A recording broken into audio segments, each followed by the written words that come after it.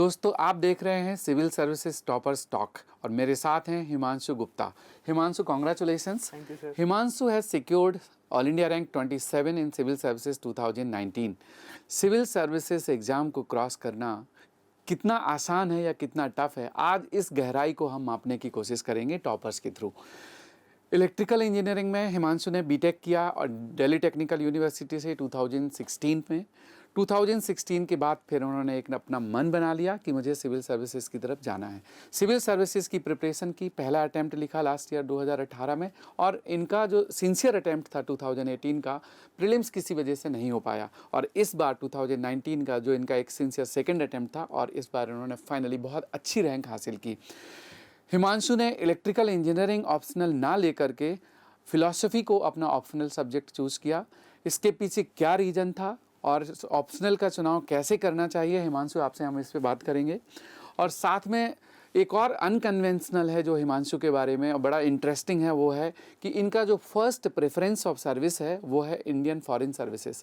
जी हाँ, इन्होंने आईएएस की बजाय आईएफएस चुना, तो इसके पीछे इनका क्या उद्देश्य था या क्या एम था, so that also we would like to understand. साथ ही साथ बहुत सारे एस्पिरेंट्स आप लोगों में से ऐसे होंगे जो सिविल सर्विसेज 2021 या 2022 की प्लानिंग कर रहे होंगे, तो उनकी जर्नी कैसी हो, ऑप्शनल सब्जेक्ट को कैसे प्रिपेयर करें, और स्पेसिफिकली मेंस एग्जाम को बहुत अच्छे से अगर हैंडल करना है तो उसकी तैयारी कैसे करें। So these will be the discussions today. तो हिमांशु, मैं सबसे पहला सवाल आपका यही ले रहा हूँ कि आप तो इंजीनियर हैं, इलेक्ट्रिकल छोड़ करके आपने फ़िलासफ़ी लिया, तो फ़िलासफ़ी के चूज़ करने के पीछे क्या पुल फैक्टर था? सर, फिलॉसफी चूज़ करने के पीछे बहुत सारे रीजंस थे। एंड पहली रीज़न तो ये था कि एक बहुत ही जनरल इंटरेस्ट मेरा शुरुआत से था, एक क्यूरियोसिटी भी थी एक इस सब्जेक्ट के लिए। दूसरा सर, मेजर रीज़न ये था कि after looking into the syllabus of the subject and the previous year questions और बाकी सारी चीज़ें देखकर मुझे ये लगा कि दिस इज़ वन सब्जेक्ट जो स्कोरिंग है, जिसमें मार्क्स आ सकते हैं, that too along with preparation for general studies. मुझे लगा कि टाइम शायद management it would be very easy. अगर मैं जनरल स्टडीज़ भी पढ़ रहा हूँ, साथ साथ फिलॉसफी ऑप्शनल भी पढ़ रहा हूँ, तो एक मैनेज हो सकता है, जनरल स्टडीज़ की प्रिपरेशन भी मैं एडिक्वेट कर सकते हैं। जहाँ तक सर टेक्निकल सब्जेक्ट का आता है, तो कहीं ना कहीं मुझे पर्सनली ये लगा कि वो सब्जेक्ट वाइड है। हाँ सर, सब्जेक्ट काफ़ी वाइड है, और हो सकता है उसको पढ़ते पढ़ते मेरी जनरल स्टडीज़ कहीं कॉम्प्रोमाइज़ ना हो जाए। राइट। So that was. और आप सिंगल माइंडेड थे सिविल सर्विसेज के लिए या कोई और एग्जाम्स भी लिखना थे? हाँ सर, इसके लिए मैं सिंगल माइंडेड ही सिविल सर्विसेज के लिए ही दे रहा था। तो दोस्तों, जो लोग सिविल सर्विसेज की ही प्रिपरेशन कर रहे हैं and you don't have any plan of writing the technical exams like get, engineering services, तो ज़रूरी नहीं फिर आप अपना इंजीनियरिंग सब्जेक्ट लो। आपको फिर जो सब्जेक्ट आसान लगता है, स्कोरिंग लगता है और जो इजी लगता है, आप उसको चूज़ कर सकते हैं। तो हिमांशु, फ़िलासफ़ी जब आपने चूज़ कर लिया, तो फ़िलासफ़ी में क्या क्या बुक्स आपने रेफ़र करी? कुछ स्टूडेंट्स ऐसे होंगे जो फ़िलासफ़ी जिनका ऑप्शनल होगा, आप क्या सजेस्ट करना चाहेंगे? सर, फ़िलासफ़ी ऑप्शनल के लिए कई सारी बुक्स भी हैं, स्टडी मटेरियल तो है ही, साथ साथ गाइडेंस अवेलेबिलिटी भी है। और इसके लिए आई थिंक ऑप्शनल एक ऐसी चीज़ है जिसमें हमारा फोटे होना चाहिए प्रिपरेशन में। इसमें अगर एक्सेल करना है एग्ज़ाम में, पर्सनली मुझे लगता है कि you should be in top 10% of the philosophy optional marks. तो इसीलिए उसके लिए जो भी अवेलेबल मटेरियल हैं वो सभी को रेफ़र करें जितना ज़्यादा से ज़्यादा हो सके। कुछ बेसिक बुक्स हैं जो हर कोई जो भी स्टूडेंट है उसको पता लग जाता है, जैसे इंडियन फिलोसफी के लिए है CD शर्मा नाम है बुक का नाम। देन वेस्टर्न फिलोसफी के लिए वाई मसीह आती है, फ्रैंक थिली आती है। फिलोसफी ऑफ रिलीजन के लिए भी वाई मसीह आती है। सोशो पॉलिटिकल फिलोसफी के लिए ओपी गौबा नाम की बुक बहुत फेमस है। But apart from all these books there are many study materials of coaching also. Then the most comprehensive source is the internet.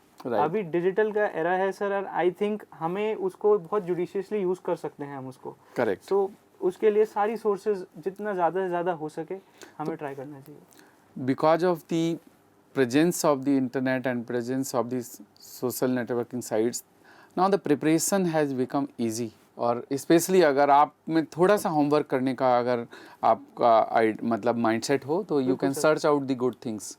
Yes sir, I think more than that, एक अगर subject में curiosity है तो कोई भी चीज़ को हमारे it is in our hands, हम सीधा गूगल कर सकते हैं and we can find out a lot of literature about it. Right. So वो इम्पोर्टेंट है बहुत। आगे बात करते हैं, जब जैसे फिलॉसफी सब्जेक्ट था, बैकग्राउंड इंजीनियरिंग का था, इलेक्ट्रिकल, फिर आप जब इंटरव्यू की स्टेज पर पहुंचे तो during the time of interview क्या आपको फिलॉसफी से भी क्वेश्चंस पूछे गए या इलेक्ट्रिकल से पूछे गए, apart from the other things, general studies and those things? Sir, in the interview, I think it was a very comprehensive kind of interview. कुछ पैनल मेंबर्स ऐसे थे जिन्होंने फिलॉसफी पे ऑप्शनल पे काफ़ी पूछा, मेरी जनरल इंटरेस्ट क्यूरियोसिटी के बारे में भी काफ़ी चीज़ें पूछी गई, और इलेक्ट्रिकल इंजीनियरिंग बैकग्राउंड से भी पूछा गया। So I think it is very important, जब इंटरव्यू के लिए प्रिपेयर कर रहे हैं तो अपना बैकग्राउंड भी प्रिपेयर करें, उसके लिए भी बेसिक्स और एप्लीकेशंस, डेली लाइफ एप्लीकेशंस भी इंपॉर्टेंट है। राइट। तो फ्रेंड्स, भले ही आपने ऑप्शनल दूसरा ले लिया हो, लेकिन जो आपका ग्रेजुएशन बैकग्राउंड होता है, मतलब जो बीटेक या आपने बीकॉम बीए जो भी करा है, तो जो सब्जेक्ट्स वहाँ पढ़े हैं उनको भी रिफ्रेश करके ज़रूर जाएं इंटरव्यू के लिए। सबसे जो main exam, that is main, and everybody says कि backbone of civil services is the main examination. तो हम डिटेल में हम लोग जानना चाहेंगे कि स्टूडेंट्स के लिए मेन एग्ज़ाम की प्रिपरेशन कैसे करें, जनरल स्टडीज़ के चारों पेपर्स को तैयार कैसे करें, और एसए पेपर में अच्छा स्कोर करने के लिए क्या करना चाहिए, source of study, plan of study, reference book. तो Himanshu, what would you like to share students के लिए बताएं? सर, जीएस मेंस काफ़ी सारे सब्जेक्ट्स हैं इसके अंदर, 4 जीएस के पेपर हैं, देन एसए का पेपर है, और उसके अलावा 2 ऑप्शनल के पेपर तो हैं ही। अब जीएस के बारे में बात करी जाए, आई थिंक एक जनरल क्राउड तो ये होता है कि हर कोई एवरेज आंसर तो ऑलमोस्ट हर कोई लिख देता है। तो out of 250 let's say 80 to 90 score majority students कुछ ना कुछ कोचिंग की वजह से या अपनी खुद की सेल्फ प्रिपरेशन की वजह से they get that thing, but in every particular answer I think that 1 extra mark or 2 extra mark, that is very important। वो हमें वैल्यू एडिशन कंटेंट से मिल सकता है, हम कैसे आंसर्स को स्ट्रक्चर कर रहे हैं वो इम्पॉर्टेंट है। क्वेश्चंस को पढ़ना सर बहुत इंपॉर्टेंट है, बिकॉज क्वेश्चन में एक कोई कभी कभार कीवर्ड दिया होता है, कमेंट और डिस्कस और क्रिटिकली एग्जामिन, इसका सबका एक इम्पोर्टेंस है और उसका मीनिंग सबका अलग अलग है। यस सर, तो उसको जानना और उसके हिसाब से अपने आंसर को स्ट्रक्चर करना, उस कंटेक्स्ट में लिखना, राइट, तो वो बहुत इंपॉर्टेंट चीज़ है। तो उस पे भी फोकस करना जरूरी है, उसको हर टर्म को समझना जरूरी है और उस टर्म के मीनिंग को ध्यान में रख करके आंसर करना जरूरी है। What has been asked you have to answer, not what you know you should answer. ये दोनों में डिफरेंस है। लोग कहते हैं कि जो पूछा गया है वही लिखना है और जो नहीं पूछा गया उसको छूना भी नहीं है। You need to confine your answer exactly on the line of requirement. और सबसे इम्पॉर्टेंट टास्क जो है कि 20 क्वेश्चंस आंसर करना है आपको 3 घंटे में, और कई बार तो सोचने तक का समय नहीं होता क्योंकि सारे क्वेश्चन 3 घंटे में आंसर करना है, और जो वर्ड लिमिट दी होती है उसमें आपको स्पीड भी चाहिए। तो इसकी प्रैक्टिस आपने कैसे की, आपकी अपनी स्पीड को कैसे मेंटेन किया, और उसी के साथ साथ आपको देखो सबसे इम्पॉर्टेंट क्या है कि आपको आता तो बहुत है लेकिन कम शब्दों में अगर उसको लिखना है, तो वो आर्ट ऑफ राइटिंग कैसे आपने डेवलप की? सर, टाइम मैनेजमेंट के लिए आई थिंक बहुत इंपॉर्टेंट चीज़ है हमें प्रैक्टिस करना। Right, homework is very important before the examination, main examination. Right, and उसके लिए जितनी हम प्रैक्टिस कर सकें उतना कम पड़ेगा, बल्कि बहुत प्रैक्टिस करनी पड़ती है। मेरे लिए थोड़ी अनफॉर्चुनेट चीज़ ये थी कि मैं खुद से 3 आवर्स का मैंने कोई एक answer sheet with in 3 hours all 20 questions में नहीं कर पाया। बट टाइम मैनेजमेंट मुझे हमेशा से एक डराता था कि कुछ इशू ना हो जाए in the main examination. But I think मैंने एक स्ट्रैटेजी अपनाई। मैं 7 क्वेश्चंस 1 आवर में करने की प्रैक्टिस मुझे पता लग गई, और वो मैंने आई थिंक 20 to 30 टाइम्स करा। खुद से 7 क्वेश्चंस लेता था और 1 आवर में मैं ट्राई करता था कि उसको कंप्लीट करूं with quality, because it is also important. हम कुछ भी लिख दें तो उससे कुछ फ़ायदा नहीं होगा। इट इज़ ऑल्सो इम्पोर्टेंट कि क्वालिटी भी रहे, हैंड राइटिंग भी थोड़ी ठीक ठाक रहे, लेजिबल रहे, वो सारी चीज़ें भी इंपॉर्टेंट है। So that help me. इसके अलावा सर मोरोवर एक कुछ मेरे फ्रेंड्स थे, 2-3 फ्रेंड्स थे, उनके साथ we used to do some daily answer writing. तो 2 क्वेश्चंस लेते थे बस पर डे रात में। तो आपने अपनी रेस को, मतलब 3 घंटे की जो आपकी राइटिंग का टाइम होता था उसको 1 आवर में 3 पार्ट में स्प्लिट कर दिया, और 20 क्वेश्चंस की बजाय आपने पर आवर 7 क्वेश्चंस का टारगेट बनाया और उसको अचीव किया। बिल्कुल सर। तो दोस्तों ये तो वही बात हो गई कि 300 मीटर की रेस दौड़ना है तो उससे पहले आप 100 मीटर की रेस को तैयार करिए और फिर 3 पार्ट को तैयार करने के बाद फिर उसको ऐड ऑन कर दीजिए। बिल्कुल सर। तो this is a very new kind of the a very specific exclusive strategy of the preparation, और अगर आपने इसको फॉलो किया तो डेफिनेटली हिमांशु का जो एक्सपीरियंस रहा है दैट वाज वेरी रिवार्डिंग। तो आई एम कॉन्फिडेंट कि इस तरह की जो ट्रिक्स हैं जो आपने बताई these are very exclusive. Himanshu, जैसे एक तो सेल्फ असेसमेंट करते हैं और एक होता है assessment by the other members, तो आपने अपना सेल्फ असेसमेंट भी करा, आंसर खुद लिखे, खुद इवेल्युएट किए, या अपना आंसर लिखते थे कोई दूसरा इवेल्युएशन करता था ड्यूरिंग द टेस्ट सीरीज जो आपने 7 क्वेश्चंस पर आवर की बात की? सर इसमें दोनों चीज़ें मैंने यूज़ करी, क्योंकि मैंने जैसे बताया मेरे कुछ फ्रेंड सर्कल भी थे, तो कुछ ऐसे आंसर्स होते थे तो मैं उनको भी फॉरवर्ड कर देता था, वो भी मुझे फॉरवर्ड करते थे। तो एक दूसरे के आंसर्स अगर सेम क्वेश्चंस पे लिखे हैं, we also get different perspective and we are able to check, exchange कर लेते थे, एक्सचेंज भी कर लेते थे, इवैल्यूएट कर लेते थे एक दूसरे के आंसर कॉपीज, तो उससे फ़ायदा होता था।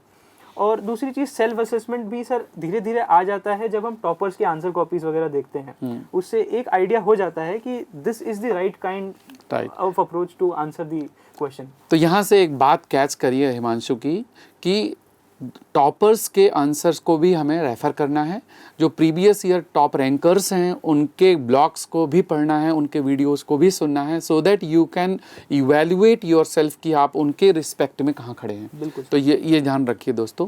दूसरा ये कि जो असेसमेंट ऑफ योरसेल्फ है वो एक ऑनेस्ट असेसमेंट होना चाहिए। टेस्ट भी आप लिखें तो एग्जाम इन्वायरमेंट में लिखें, मतलब वैसा ही था एक सिनारियो क्रिएट करके कि आप टाइम बाउंड लिखें, उसी स्पेस में क्यू कैब यूज करके लिखें, दैट हेल्प्स अ लॉट। तो हिमांशु, जैसे स्पीड और एक्यूरेसी, मतलब ये दो चीज़ें हैं जिसकी नॉर्मली मेंस में यूज होता है कि स्पीड भी अच्छा हो, साथ में आंसर का रिलेवेंस या जो टेक्स्ट है वो जो कंटेंट है वो भी अच्छा हो। तो आपने पहले किस पर फोकस किया कि कंटेंट अच्छा हो या स्पीड आपकी अच्छी हो, या ग्रेजुअली इम्प्रूव किया दोनों को? सर ऐसा नहीं था कि स्पीड मैंने बिल्कुल ही छोड़ दी, क्वालिटी मेरा पहला प्राइमरी रीज़न था, बट स्पीड में ऐसे रखता था कि अगर कोई क्वेश्चन 8 मिनट में लिखना है तो उसको ज़्यादा से ज़्यादा 15 मिनट में तो ख़त्म करो। कई लोग ऐसे होते हैं जो आधे घंटा लगाते हैं एक 7 मिनट का क्वेश्चन में, वो I think that is not the right strategy. कम से कम 15 मिनट में तो आप एक क्वेश्चन लिखिए, बट उसकी क्वालिटी मेंटेन रखिए। Quality should be the. इसी क्वालिटी ऑफ आंसर की अगर हम बात करें तो एक अच्छा आंसर क्या होता है, मतलब what should be the features of a good answer? मतलब जैसे हम लोग सोचते हैं कि 3-4 चीज़ें तो होनी ही चाहिए। एक तो कि आंसर रिलेवेंट हो, जो क्वेश्चन पूछा गया है, जो उसका जैसे पूछा उसने डिस्क्राइब, एक्सप्लेन, डिस्कस, इलस्ट्रेट, तो वो उसके कॉन्टेक्स्ट में हो और जो सब्जेक्ट मैटर है उसके कॉन्टेक्स्ट में हो। दूसरा, लोग बोलते हैं कि उसकी जो कंटेंट है सब्जेक्ट का, आंसर का, वो कंटेंट टू द पॉइंट हो, मतलब बहुत रेलेवेंट के साथ साथ कंटेंट हो। तीसरा है कि लैंग्वेज बहुत अच्छी हो, कि लैंग्वेज का जो फ्लो है, जो वर्ड सिलेक्शन है, वो कहीं ना कहीं मतलब फॉर्मल हो, कोई इनफॉर्मल लैंग्वेज हम ना यूज़ करें। और चौथा होता है कि presentation. Fourth one is the presentation. तो प्रेजेंटेशन इतना अच्छा हो कि आप ना क्या कहने वाले हो वो चीज़ें सीक्वेंस में आए। बिल्कुल sir, I would completely agree with you. यही एक आई थिंक 4 पिलर्स हैं, कंटेंट, कंटेक्स्ट और रिलेवेंसी एंड द प्रेजेंटेशन। ये 4 पिलर्स पे ही, चारों पे काम करना पड़ेगा, एंड आई थिंक तभी एक अच्छा आंसर की क्वालिटी हो सकती है। राइट।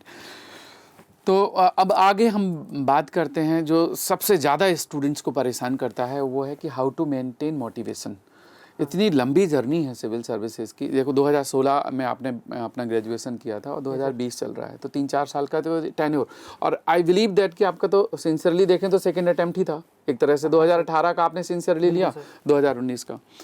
तो मुझे ऐसा लगता है कि 2-3 साल तक मोटिवेशन को मेंटेन रखना एक चैलेंजिंग टास्क है। तो आपने कैसे अपना मोटिवेशन बनाए रखा, किन किन चीज़ों का सहारा लिया, और स्टूडेंट्स के लिए क्या सजेशन देना चाहते हो कि वो कैसे मोटिवेट रह सकते हैं? सर मेरे हिसाब से 2 चीज़ें होती हैं, एक होता है मोटिवेशन, एक होता है मोराल। मोटिवेशन सर जनरली ये होता है कि वो आता है, वो चला जाता है, बट आपका मोराल डाउन नहीं होना चाहिए कभी भी। We should have an attitude such that अगर कुछ एक चीज़ खराब भी हो जाए, एक दिन खराब चला गया, हमने नहीं प्रिपेयर किया, बट हमारा मोरल बिल्कुल डाउन नहीं होना चाहिए। राइट। दूसरी चीज़ सर, अगर मोटिवेशन की बात हो, हाँ कभी कभार होता है कि आज पढ़ाई नहीं हो रही, या इवन आई वुड फ्रैंकली से देयर हैव बीन टाइम्स जहाँ पे मैं जीरो वो स्वाभाविक है, अप्स एंड डाउन्स थोड़ा तो इस तरह से साइनोसॉइडल फॉर्म में टाइम मूव करता है। बिल्कुल सर। तो उसके लिए मोटिवेशन दोनों चीज से होती है, एक होता है इंट्रिंसिक, अंदर से मोटिवेशन आए, एक बाहर की self burning desire. Yes sir. आपको सूरज की तरह होना है कि हमेशा सेल्फ बर्निंग होना है, दैट विल बी एंडलेस। लेकिन अगर आप किसी दूसरे सोर्स से, अगर किसी फ्यूल से चल रहे हैं तो फ्यूल तो कभी ना कभी खत्म होगा ही। तो सेल्फ बर्निंग डिजायर दोस्तों होना चाहिए, जिन्होंने कहा मोरल बनाए रखने के लिए। और दूसरा हो गया मोटिवेशन बनाए रखने के लिए आपको टाइम टू टाइम बहुत सारी चीज़ों को बात करना, टॉक करना, वीडियो देखना, इन सब चीज़ों को होता है। हिमांशु, एक पूछना चाहता हूँ आपसे कि जो सेल्फ स्टडी के दौरान काफ़ी स्टूडेंट्स ऐसे हैं जो लाइब्रेरी जाके पढ़ते हैं, और कुछ स्टूडेंट्स ऐसे हैं जो अपना होम रूम पर ही पढ़ते हैं। आपकी क्या स्ट्रेटजी थी? सर मैं थोड़ा फॉर्चुनेट रहा हूँ कि मेरा घर ही यहीं पे था, तो मैं जनरली घर से ही पढ़ाई करता था, एंड एनवायरनमेंट वो सच दैट मैं पढ़ सकता था। क्रिएट किया आपने? हाँ सर। तो एनवायरनमेंट बहुत इंपॉर्टेंट है, आप जहाँ आपको कंड्यूसिव एनवायरनमेंट मिले आप वहाँ जाइए। लाइब्रेरी बहुत अच्छी सोर्स है, जैसे आपने कहा सर मोटिवेशन की हमारी बात हुई थी, बाकी लोग पढ़ते हैं, एक वो भी एक एक्सट्रिंसिक मोटिवेशन मिलती है कि और लोग पढ़ रहे हैं, मैं भी पढ़ता हूँ बैठ के। एंड अगर लाइब्रेरी नहीं है या कोई अवेलेबिलिटी नहीं है तो घर पे भी अगर एनवायरनमेंट बन सकता है दैट इज ऑल्सो बिल्कुल। कुछ रूम वगैरह आपने अलग से तैयार किया जहाँ पर कुछ आपने चिपकाए हों कि या मुझे इतना मेरा रैंक लाना ये टारगेट है, या फिर मेरा ये एम है, ऐसा कुछ आपने बनाया? बहुत बड़ी बड़ी बातें लोग करते हैं जब सिविल सर्विसेज के एग्जाम को क्रॉस कर जाते हैं, और बड़ी बातें होती भी हैं, तो आपने कुछ ऐसा किया क्या? सर मेरी तरफ से ऐसी चीज़ तो नहीं थी, बट एक माइंड में ज़रूर रहता था। तो आप बस ये है कि वो चीज़ एक रिमाइंडर होती है, अगर बाहर कोई लगा भी रहा है, अगर उसको वो चीज़ रिमाइंड करती है, दैट इज़ गुड इनफ। अगर आपके अंदर ही आपको रिमाइंडर, आपके एक इंटरनल रिमाइंडर है, तो that is also good enough.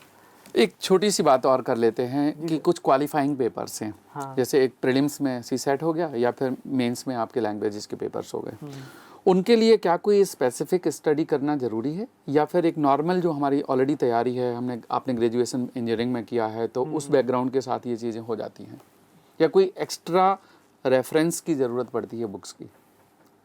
Sir ये काफ़ी चीज़ें बैकग्राउंड पे भी डिपेंड करता है, पर्सन टू पर्सन। अगर कोई इंजीनियरिंग स्टूडेंट्स हैं, मुझे लगता है सीसैट के लिए तो it is almost a cake walk for them.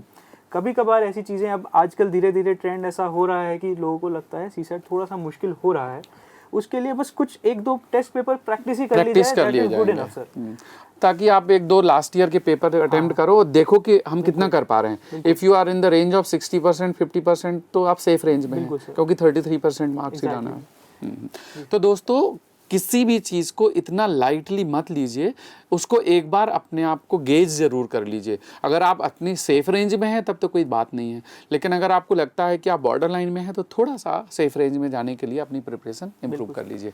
Foreign services आपने क्यों चूज़ किया? इंस्पाइट ऑफ द रैंक जहाँ पर आपको सिर्फ IAS ही मिलता, तो आपने फॉरेन सर्विसेज क्यों चूज़ किया था as a first preference? Sir मुझे लगता है हर सर्विस की अपनी एक इम्पोर्टेंस होती है। IAS भी बहुत चार्मिंग है, बहुत ही अच्छी सर्विस है, एंड IFS भी एक अलग इक्वली इम्पोर्टेंट है, इक्वली अच्छी सर्विस है। मेरे लिए पर्सनली मुझे ये लगा कि I am personally suited more for foreign services. एक बहुत ही इंटेलेक्चुअली सेटिस्फाइंग जॉब भी होती है, राइट, और बहुत diversity you get a world exposure, एक ग्लोबल एक्सपोजर तो है ही, ग्लोबल एक्सपोजर है। आपने जब नेक्स्ट IAS में इंटरव्यू गाइडेंस प्रोग्राम किया, जी सर, तो उसमें आपका कैसा एक्सपीरियंस था और आपने उसको कैसा यूजफुल पाया एक्चुअल एग्जाम में? सर जो नेक्स्ट IAS का जो IGP था, इंटरव्यू गाइडेंस प्रोग्राम, वो मेरे हिसाब से तो that was a good package, specially for person like me जिसका एक इंजीनियरिंग बैकग्राउंड है, और काफ़ी टच भी लूज हो गया था मेरा, क्योंकि इलेक्ट्रिकल इंजीनियरिंग 16 में करी थी, उसके बाद फिलॉसफी ऑप्शनल पढ़ ही रहे थे काफ़ी टाइम से। सो एक जो क्लासेस होती हैं, जैसे टेक्निकल क्लासेस होती हैं काफ़ी सारी, and more over the grooming sessions जो होते हैं, डैफ एनालिसिस हो गया, जो मॉक्स होते हैं, they are really good quality. तो हर चीज़ में मुझे हर स्टेज में कहीं ना कहीं हेल्प हुई है सर। तो इंजीनियरिंग के जो क्वेश्चंस इंटरव्यू में पूछे गए थे और जो मॉक या आपने जो तैयार किए थे उसमें कुछ रिजेम्बलेंस थी? सर कंटेंट वाइज तो कुछ कुछ थी ऐसी रिजेम्बलेंस। दूसरी साइड एक कॉन्फिडेंस भी होता है, डेवलप हो जाता है। तो वो डेवलप हो गया था, तो that I could answer well. आप क्या किसी सोशल मीडिया से कनेक्ट हैं जहाँ से स्टूडेंट अगर आपसे कुछ डायरेक्ट सवाल पूछना चाहें तो पूछ सकते हैं? जी सर, मेरा टेलीग्राम तो है ही यूज़र हैंडल, और ट्विटर हैंडल भी है मेरे पास। ठीक है। एंड सोशल मीडिया मैं यूज़ करता हूँ। तो दोस्तों ये था डिस्कशन हिमांशु गुप्ता के साथ, जिन्होंने बीटेक इलेक्ट्रिकल में किया था लेकिन अपने ऑप्शनल को फिलॉसफी चूज़ किया और सिविल सर्विसेज में इन्होंने 2019 में बहुत ही अच्छी टॉप रैंक जिसको कहते हैं 27th रैंक हासिल की। तो आज के इस वीडियो में बस इतना ही। आप अगर कोई और विषय पर डिस्कशन चाहते हैं तो आप कमेंट बॉक्स में अपने सजेशंस ज़रूर लिखिए, और आप जिस सब्जेक्ट मैटर को डिस्कशन चाहते हैं सिविल सर्विसेज टॉपर्स से उसके बारे में आप सजेस्ट करिए। अगले आने वाले वीडियोज़ में हम उस चीज़ को इनकॉर्पोरेट करेंगे। Thank you very much. Stay safe, stay home. जय हिंद।